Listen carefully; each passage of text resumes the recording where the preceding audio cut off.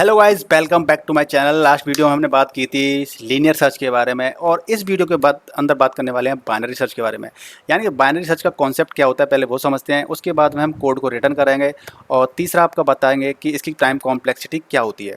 तो सबसे पहले टाइम वेस्ट ना करते हुए अब बाइनरी सर्च को सर्च शुरू करते हैं, और उससे पहले एक रिक्वेस्ट है कि वीडियो को लाइक करना है, शेयर करना है और चैनल को सब्सक्राइब करना है। और यदि आपको कोई भी डाउट है किसी भी लैंग्वेज में तो आप उसको क्वेश्चन पूछ सकते हैं मुझे कमेंट बॉक्स में, और मैं ट्राई करूँगा उसका आंसर देने की। राइट। तो सबसे पहले बाइनरी सर्च को समझ लेते हैं। तो बाइनरी सर्च में क्या होता है कि हम जब भी बाइनरी सर्च लगाते हैं, अप्लाई करते हैं, तो उसकी सबसे पहली कंडीशन ये होती है कि जो आपका एरे होता है वो सॉर्टेड होना चाहिए। राइट। अगर सॉर्टेड नहीं है तो आप उसको सॉर्टेड कीजिए, उसके बाद ही आप उसके बाइनरी सर्च लगा सकते हैं। ऐसा नहीं कर सकते कि आपका 10 2 मतलब 10 के बाद 2 आए फिर आपका 15 आ जाए, ऐसे नहीं होता है। सॉर्टेड होना चाहिए, यानी कि इंक्रीजिंग ऑर्डर में होना चाहिए, या डिक्रीजिंग में लगा सकते हो, उसका भी कोई दिक्कत नहीं है, बस कंडीशन चेंज हो जाती है। तो हम यहाँ पे लेके चल रहे हैं आपका इंक्रीजिंग में सॉर्टेड ऑर्डर में आपका बाइनरी जो एरे है वो है। तो हम एक एरे ले लेते हैं सबसे पहले, और एरे का साइज आप कुछ भी ले लीजिए, क्योंकि देखो एरे साइज में क्या होता है, हमें बाइनरी सर्च क्या होती है, बाइनरी सर्च आपके जो सर्च करने की जो कॉम्प्लेक्सिटी होती है उसको कम से कम समय में टाइम बचाने के लिए, इटरेशंस कम करने के लिए हम इसका इस्तेमाल करते हैं। जैसे आपके पास लाखों डॉक्यूमेंट्स हैं, सपोज दैट आपका लेटर्स हैं, ABCD लेटर्स हैं, ए से अमन, बी से भरत सिंह, ऐसे इस तरह से A से Z तक लेटर्स हैं। तो आपको सर्च करना है, जैसे मिलिंद को सर्च करना है, जैसे मेरा नाम मिलिंद है तो मुझे मिलिंद सर्च करना है। तो आप ए से लेटर से सर्च क्यों कर रहे हो, आपका टाइम वेस्ट होगा ना। ए से जितने भी लेटर होंगे फिर सर्च करता सर्च एम तक पहुंचेगा। तो हम क्या करते हैं कि बाइनरी सर्च से और ईजी हो जाता है सर्च करना, तो इसलिए हमें बाइनरी सर्च की ज़रूरत पड़ती है। राइट। तो हमारा इंडेक्स चलता है वो 0 से चलता है, 0 1 2 3 4 5 6 7 8 9 एंड 10। यानी कि इसका एरे साइज कितना है, 11, क्योंकि 10 और 0 11। ठीक है। तो आपका एरे साइज आपका 11 है, और 0 से 10 तक आपका इंडेक्स चलेगा इसके अंदर। और इसके अंदर वैल्यू आपकी इंक्रीजिंग ऑर्डर में होगी, सॉर्टेड एरे होगा। तो यानी कि 2 है, यहाँ पे 9 है, 10 है, 20 है, उसके बाद में 29 है, 30 कह सकते हैं, 32 है, 60 है, 71 है एंड 85 है, और आपका फिर 90 है। राइट। सपोज इसके अंदर ये वैल्यूज़ पड़ी हुई हैं। तो बाइनरी सर्च को हम जब प्रोग्राम को जब हम सीखते हैं, इसको एक्सेस करते हैं, इसके अंदर जो फंडा लगाते हैं, उसके अंदर क्या होता है, इसके अंदर 3 नोड होते हैं, 3 नोड्स। सबसे पहला आपका होता है लेफ़्ट नोड। लेफ़्ट नोड, या इसको आप किसी से भी डिनोट कर सकते हैं, स्टार्टिंग या एंड, जैसे जो भी होता है, स्टार्टिंग नोड, एंड नोड। और लास्ट नोड होता है आपका राइट नोड। यानी कि लेफ़्ट नोड और राइट नोड मैंने 2 इस तरह से ले लिए हैं। राइट। और एक होता है मिड नोड। तो लेफ़्ट लेफ़्ट तो आपका लेफ़्ट वाला हो गया, यानी 0 इंडेक्स वाला होगा। राइट आपका जो लास्ट वाला इंडेक्स होगा वो हो गया।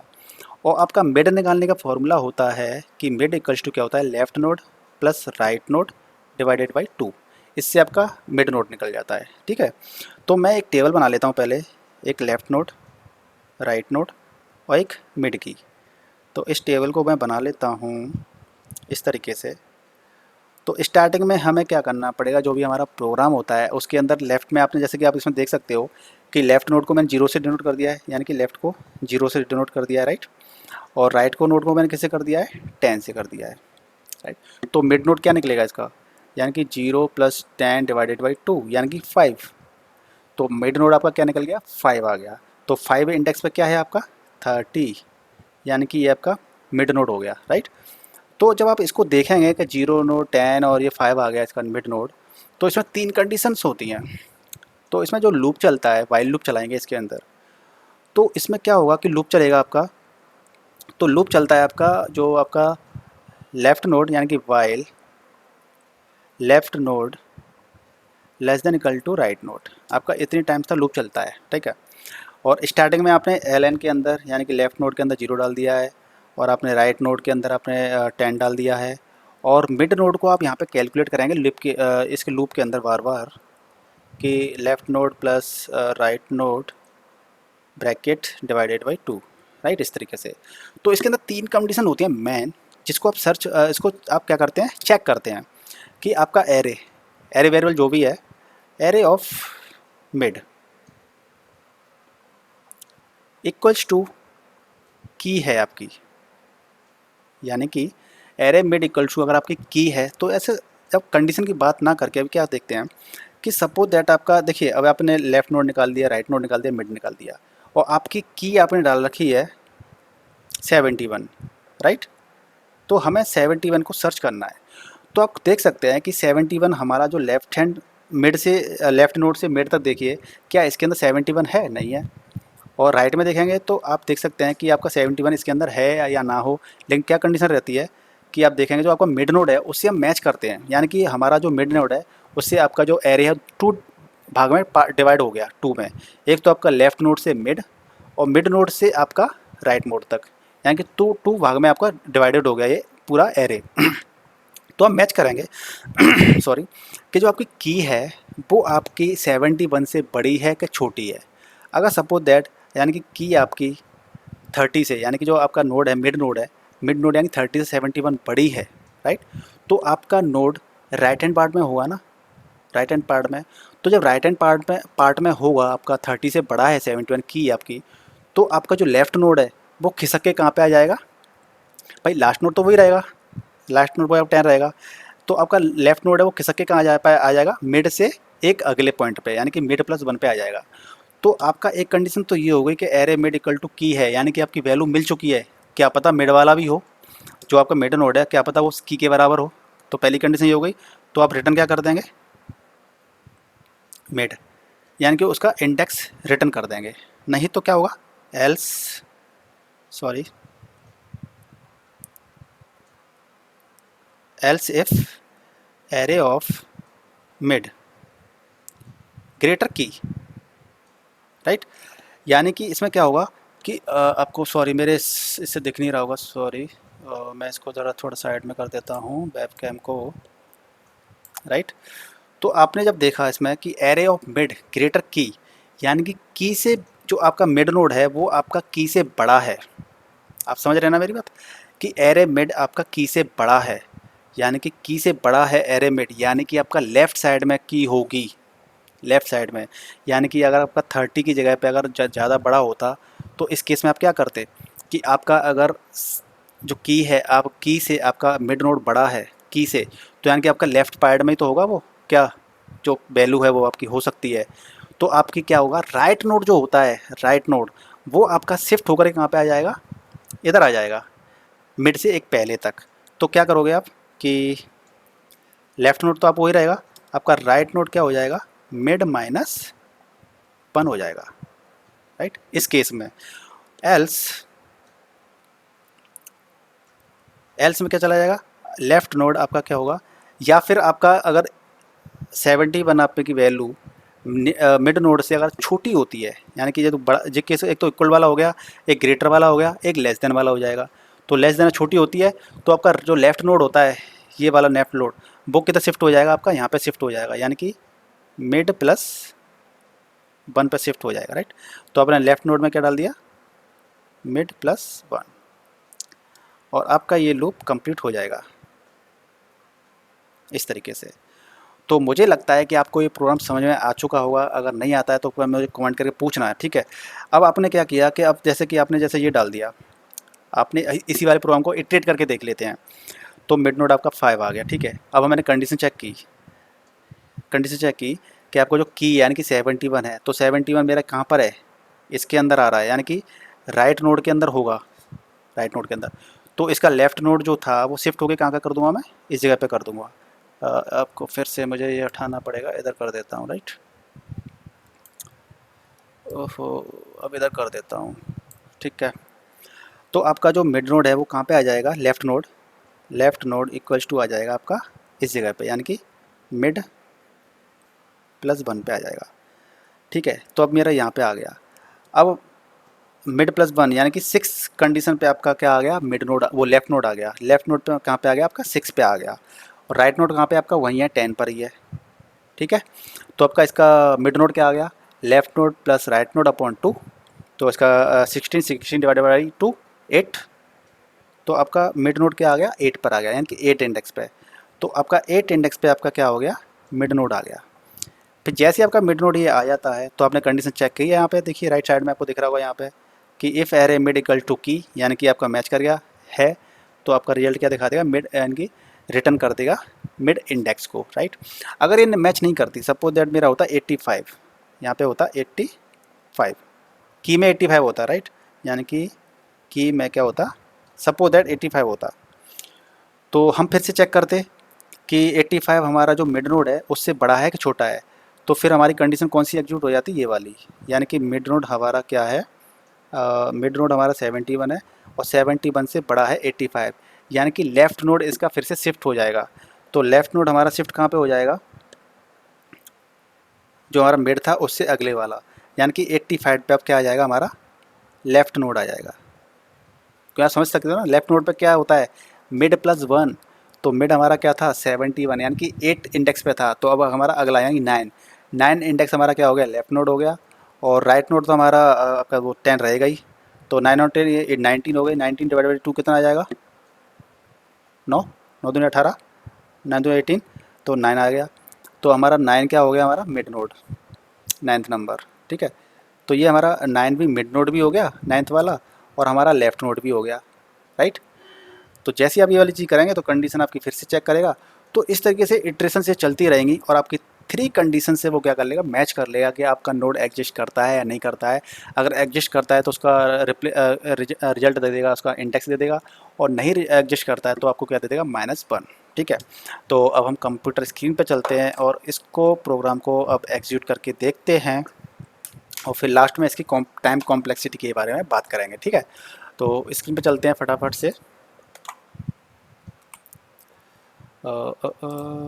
हाँ जी, कंप्यूटर स्क्रीन पे हम आ चुके हैं, और टाइम वेस्ट ना करते हो सबसे पहले तो हम एक इनपुट फाइल को इंक्लूड कर लेते हैं, लाइब्रेरी को, जो कि आपकी आईओ स्ट्रीम है, और एक हम नेम स्पेस को यूज़ कर लेते हैं, बताने की ज़रूरत नहीं है क्यों यूज़ करते हैं।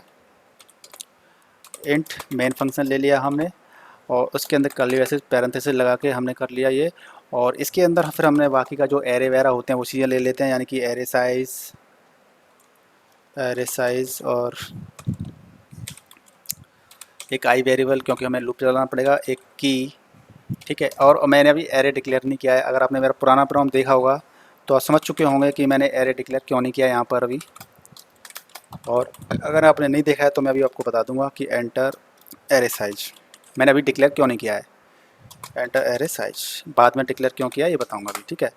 तो अब आप इसके अंदर सी इन से आप एरे साइज ले लीजिए पहले यूजर से कि एरे साइज क्या है। तो एरे साइज आपने ले लिया, एरे साइज आ गया इसके अंदर। अब आप डिक्लेयर कर दीजिए एरे को। देखिए मैं आपको बता देता हूँ कि जब एरे हम लेते हैं, कोई भी एरे डिक्लेयर करते हैं, तो एरे का साइज़ बताना होता है, हमें फिक्स देना पड़ता है कंपाइल टाइम पर कि हमारे एरे का साइज़ क्या है।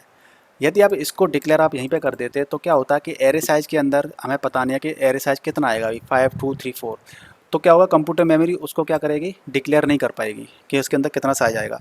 लेकिन यहाँ पे मैंने क्या किया कि एरे साइज यूजर से ले लिया है, और उस साइज को लेने के बाद मैं एरे का डिक्लेरेशन कर दिया है, यानी कि जो भी यूजर एंटर करेगा उसका एरे साइज अब डिक्लेयर हो गया यहाँ पे। तो इसलिए मैंने यहाँ पे लिया है, अगर ऊपर ले लेता तो एक्सेप्शन आ जाता। अब एरे साइज ले लिया तो एरे की वैल्यू क्या कर लेते हैं, इंसर्ट कर लेते हैं फटाफट से। तो मैं सी आउट करके मैसेज डिस्प्ले कर देता हूँ कि एंटर एरे वैल्यूज़,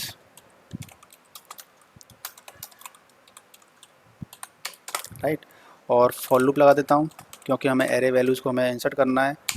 आप सिंगल एक स्टेटमेंट से भी एरे को आप डिक्लेयर कर सकते थे, आपको पता होना चाहिए।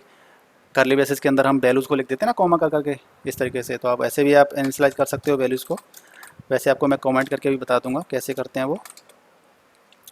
तो सी इन करके आपने वैल्यूज़ ले ली, एरे ऑफ आई, राइट, आपने इंसर्ट कर लिया यहाँ पे वैल्यू।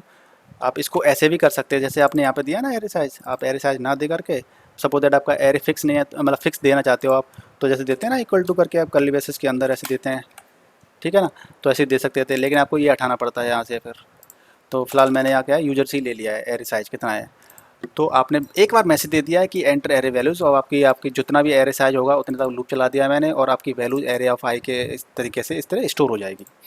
अब उसके बाद मैं ले लेता हूँ की को वैल्यू को, राइट, की वैल्यू, एंटर की ले रहा हूँ सर्च करने के लिए, ठीक है, एंटर की वैल्यू, और आपने की वैल्यू को ले लिया। की वैल्यू भी आपके पास आ जाएगी, स्टोर कर लेते हैं की वैल्यू को, और की वेरिएबल के अंदर आपने डाल दिया। अब हमारे पास क्या है, की वैल्यू भी आ गई। अब हम एक बाइनरी सर्च का एक फंक्शन बना लेते हैं, फंक्शन के जरिए हम क्या करेंगे, अब एक ही मेन प्रोग्राम के अंदर नहीं कर रहे, आप फंक्शन वाले कर लेते हैं। जिससे क्या होगा कि आप थोड़ा फंक्शन का भी आइडिया ले लेंगे कि फंक्शन कैसे बनते हैं, ठीक है। तो फंक्शन को मैंने बनाया है return type int binary search, ये आपका सिंटैक्स रहेगा। और बाइनरी सर्च जब मुझे करना होगा तो उसके अंदर मुझे एक तो एरे चाहिए होगा, यानी कि इंटीजर एरे, राइट, इंटीजर इस तरीके चाहिए होगा मुझे। एक int array size, array size को मैंने एन से ले लिया है। और एक आपकी चाहिए की, राइट, मैंने इस तरह लिया। आपको जो भी वेरिएबल लेना है, यहाँ पे जो भी नाम रखना है आप रख सकते हो, नेमिंग कन्वेंशन कर सकते हो, नेमिंग डिक्लेरेशन कोई भी कर सकते हो, आपको जो भी अच्छा लगता है।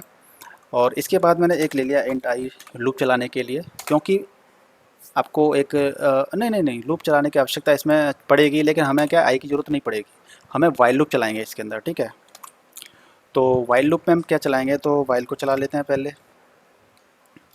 और वाइल लूप को चलाने से पहले आपको मैं बता देता हूँ कि जैसा कि मैंने आपको बताया था कि आपको इसके अंदर लेफ़्ट नोड और राइट नोड लेने पड़ेंगे और मिड नोड होता है, ठीक है। तो उनको लेफ़्ट नोड डिक्लेयर कर लेते हैं, लेफ़्ट नोड, राइट नोड, ठीक है। और एक आपका हो गया मिड नोड, ये आपने क्या कर लिया, डिक्लेयर कर दिए। और लेफ़्ट नोड के अंदर आपने डाल दिया जीरो इंडेक्स, क्योंकि आप पता है कि जीरो इंडेक्स होता है। और लास्ट राइट नोड के अंदर क्या होता है, लास्ट इंडेक्स। तो इसी तरीके से आपने डाल दिया राइट नोड के अंदर जो आपका एरे साइज है उससे -1, राइट। आप समझ चुके होंगे कि n-1 मैंने क्यों किया है। n-1 ये किया है कि जैसे एरे साइज आपका 10 है तो आपका इंडेक्स चलता है वो -1 तक चलता है ना, इसलिए -1 तक चलता है तो राइट नोड। और मिड नोड में एक वाइल लूप के अंदर कैलकुलेट करूँगा, बार बार कैलकुलेट करूँगा, क्यों करूँगा अभी आपको समझ में आ जाएगा। और ये कंडीशन आपकी चलेगी left node greater equals to right node, right, जब तक आपको ये कंडीशन चलानी होगी। क्यों चलाएंगे, अभी हम प्रोग्राम को पूरा बना लेते हैं फिर समझाएंगे, ठीक है, ठीक है। ओके, फिर इसके अंदर मुझे क्या करना है, मिड नोड को कैलकुलेट करना है। तो मिड नोड को कैलकुलेट करने के लिए वही है कि आपको क्या करना पड़ेगा, एक तो left node plus right node दोनों को प्लस करना होगा और डिवाइडेड बाई 2 करना पड़ेगा। अब हम बात करेंगे तीन कंडीशंस की, थ्री कंडीशंस जो मैंने आपको बताई थी। तो सबसे पहली कंडीशन क्या थी आपकी कि if array of I equals to क्या हो, की के इक्वल टू हो, तो आप रिटर्न कर देंगे मिड, यानी कि उसका इंडेक्स रिटर्न कर देंगे। अगर इस केस में आपकी क्या होती है, सॉरी मिड नहीं, सॉरी यहाँ पे मिड आएगी, array of mid equals to key होती है, राइट। क्योंकि मिड पोजीशन को चेक करेंगे पहले हम कि कहीं वो फर्स्ट हाफ और सेकंड हाफ में अगर मिड वाली कहीं मैच तो नहीं कर रही है। अगर कर रही है तो आप मिड रिटर्न कर दोगे, ठीक है। नहीं तो क्या होगा, एल्सिफ।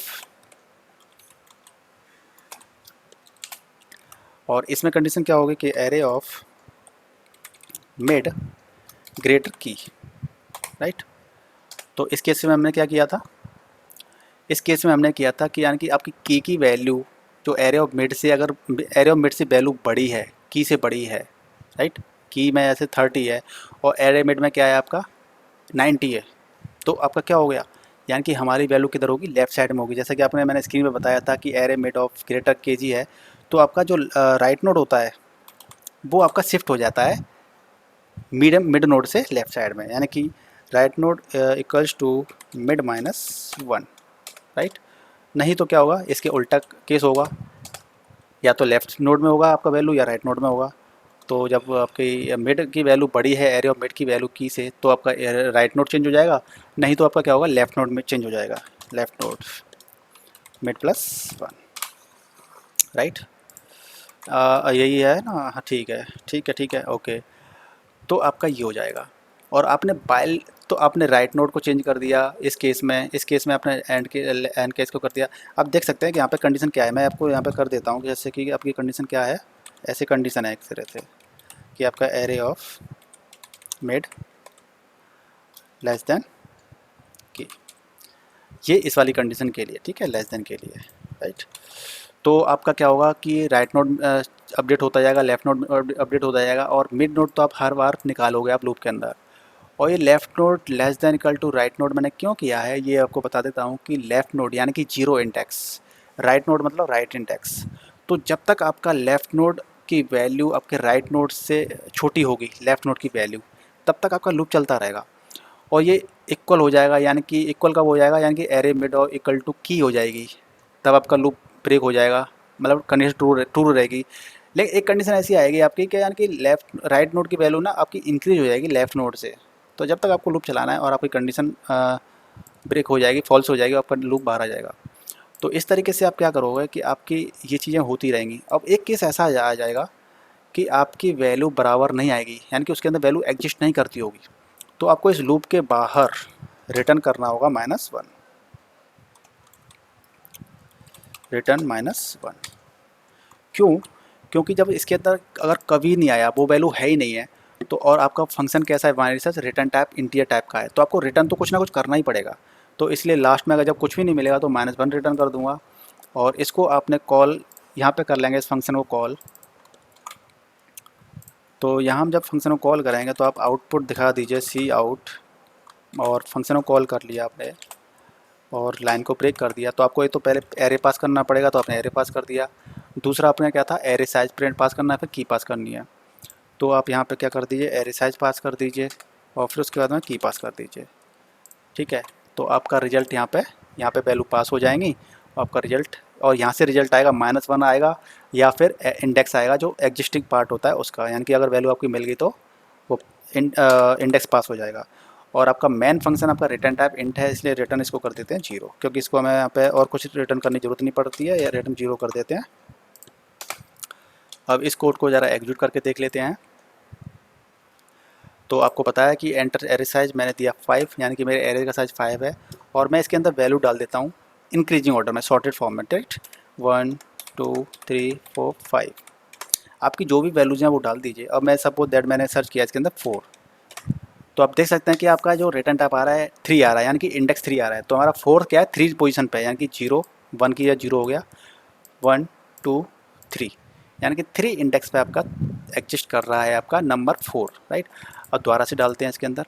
अब हम एक ऐसी वैल्यू डालते हैं जिसमें सॉरी एक ऐसी वैल्यू डालते हैं जिसके अंदर वो एग्जिस्ट नहीं करता है, राइट। तो 1 2 3 4 5 6, अब मैं सर्च कर रहा हूँ इसके अंदर 55, तो आप देखिए कि -1 आपका रिजल्ट आ गया, यानी कि 55 आपकी एरे के अंदर मिलती नहीं है, राइट। तो इस तरीके से क्या होता है कि हमारी शॉर्ट्स जो सर्च होती है उसको टाइम कॉम्प्लेक्सिटी को रिड्यूस करने के लिए हम ये बाइनरी सर्च का इस्तेमाल करते हैं, बाइनरी सर्च का इस्तेमाल करते हैं, जिससे क्या होता है कि हमारा कम समय में हम कोई भी वैल्यू सर्च करते हैं तो वो सर्च हो जाती है। तो अब हम चलते हैं स्क्रीन पर और उसकी टाइम कॉम्प्लेक्सिटी के बारे में थोड़ा पढ़ लेते हैं। तो हम लोग अब बात कर लेते हैं time complexity of binary search. तो binary search time complexity, right. तो जब टाइम कॉम्प्लेक्सिटी की बात करते हैं तो क्या होता है कि after first iterations length of array क्या होगा, फर्स्ट इटरेशंस के बाद में लेंथ ऑफ एरे, यानी कि लेंथ ऑफ एरे आपका क्या होगा, n होगा। इसी तरीके से सेकंड टाइम क्या होगा, सेकंड टाइम n/2 होगा। थर्ड टाइम क्या होगा, लेंथ ऑफ एरे n/2 इसी तरीके से डॉट डॉट बात की जाए तो n टाइम्स तक k टाइम्स तक क्या हो जाएगा आपका n/2 राइट, n/2 हो जाएगा, राइट। तो इसको हम जब अगर बात करते हैं नेक्स्ट टाइम, तो लेंथ ऑफ, जैसे कि क्या कहते हैं कि लेंथ ऑफ एरे, जो लेंथ आपकी क्या हो जाएगी, लेंथ ऑफ एरे